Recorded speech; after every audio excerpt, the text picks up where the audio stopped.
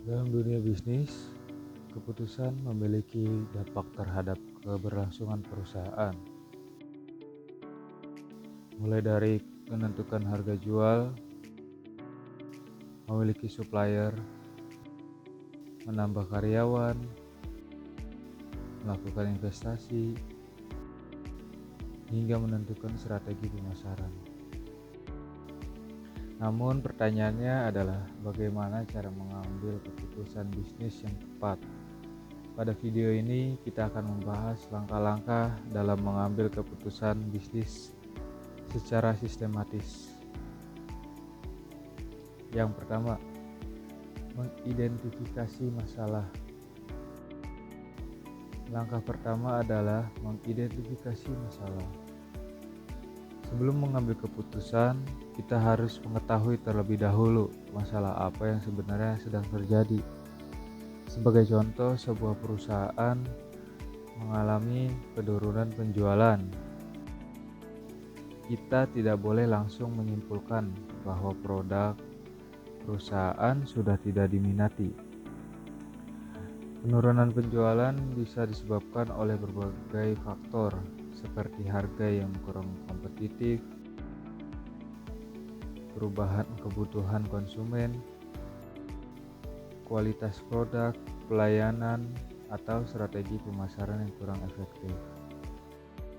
Oleh karena itu, masalah harus diidentifikasi secara jelas sebelum menentukan solusi.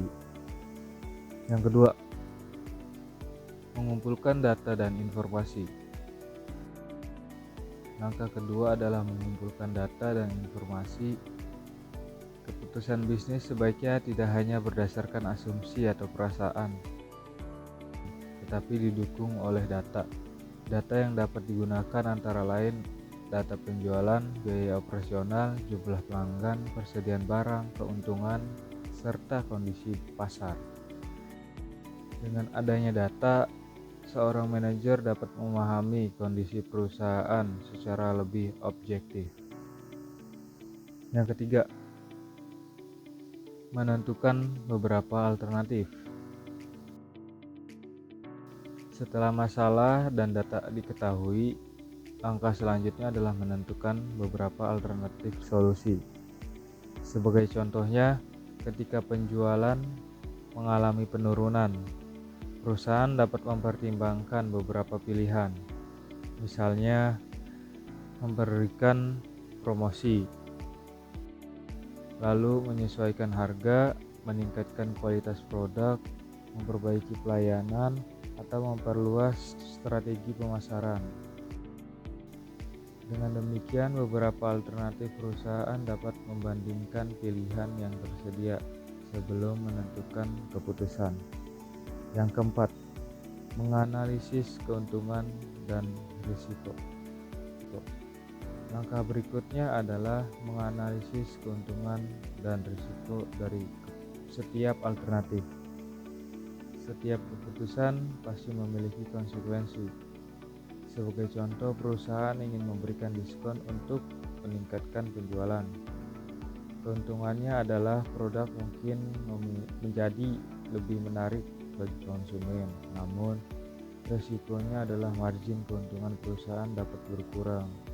Begitu juga ketika perusahaan membeli persediaan dalam jumlah besar, perusahaan mungkin mendapatkan harga yang lebih murah dari supplier, tetapi modal yang digunakan akan lebih banyak dan terdapat risiko barang tidak cepat terjual.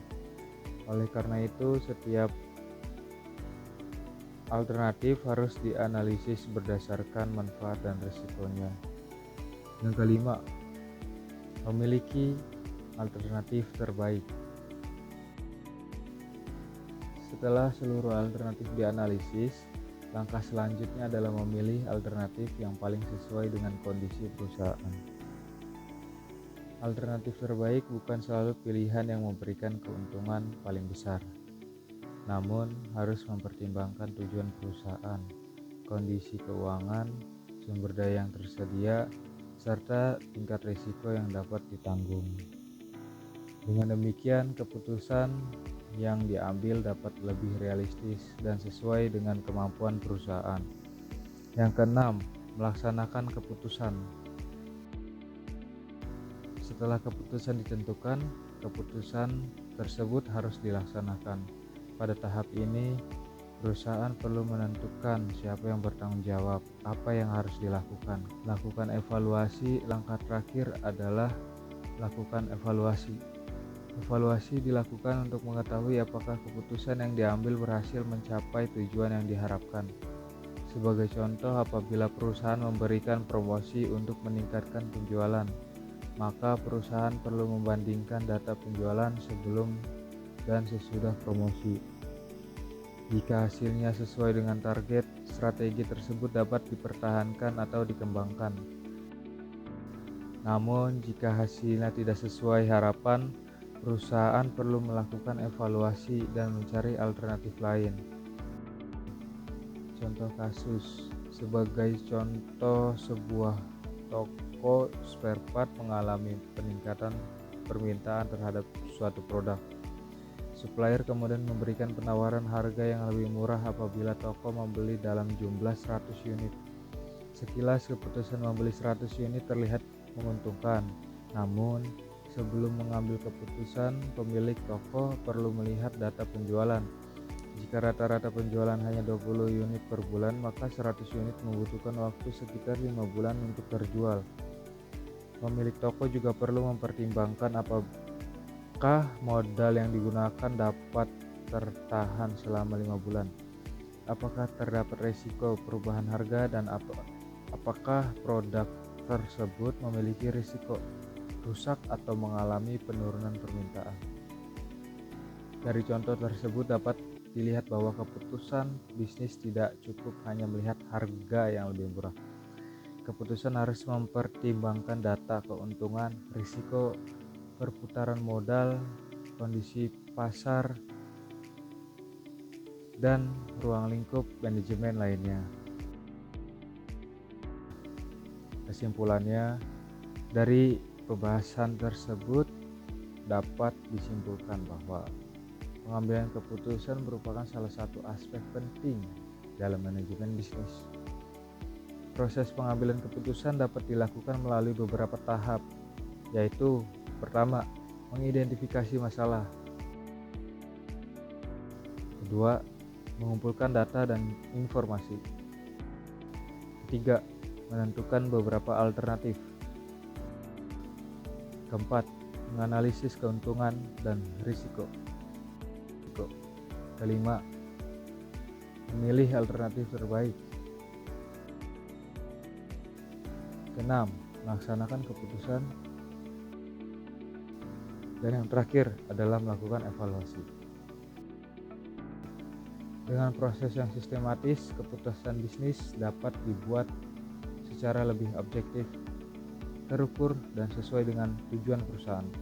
Karena pada akhirnya keputusan yang baik bukan hanya tentang berani mengambil tindakan, tetapi juga tentang mampu mempertimbangkan informasi, risiko, dan dampak dari keputusan tersebut. Dengan demikian, pembahasan mengenai cara mengambil keputusan dalam bisnis. Semoga pembahasan ini dapat memberikan pemahaman mengenai pentingnya proses pengambilan keputusan dalam kegiatan manajemen bisnis. Terima kasih.